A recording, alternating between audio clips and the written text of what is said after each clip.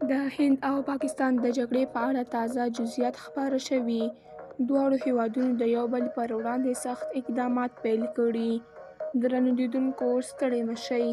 د پاکستان د اطلاعاتو وزیر عطا تارړ وایي چې د هند د برید ګواښ لا هم شته، خو د دوی ځواکونه د هر ډول اقدام پر وړاندې په بشپړه توګه چمتو دي.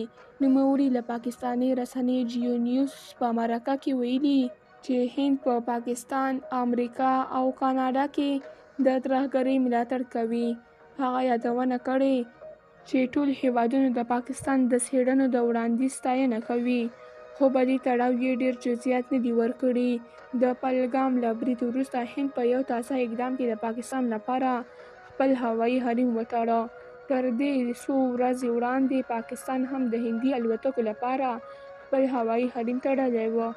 د پاکستان تر دغې پرېکړې وروسته له شمالي هند څخه لویدیځ ته د نړیوالو الوتنو لپاره اوږد واټن هم وګړو ته سرخوږی جوړ کړی، او ځینې شرکتونه د الوتکو لپاره د صندوقو د لوړ لګښت له ستونزو سره مخ دي.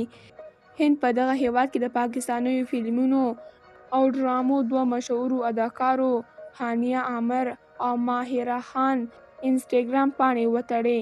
په هند کې د دغو دوو مشهورو اداکارو مینه وال تر دې وروسته د دوی پاڼې او فعالیتونه نشي څارلی.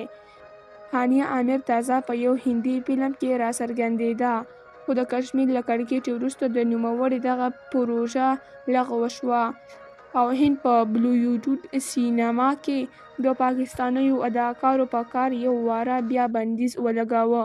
تر دې وړاندې په پاکستان کې د هند د ځینو خبري رسنیو ویبپاڼې له کاره لوېدلې وې او له وي پي این پرته یې نه پرانستلې.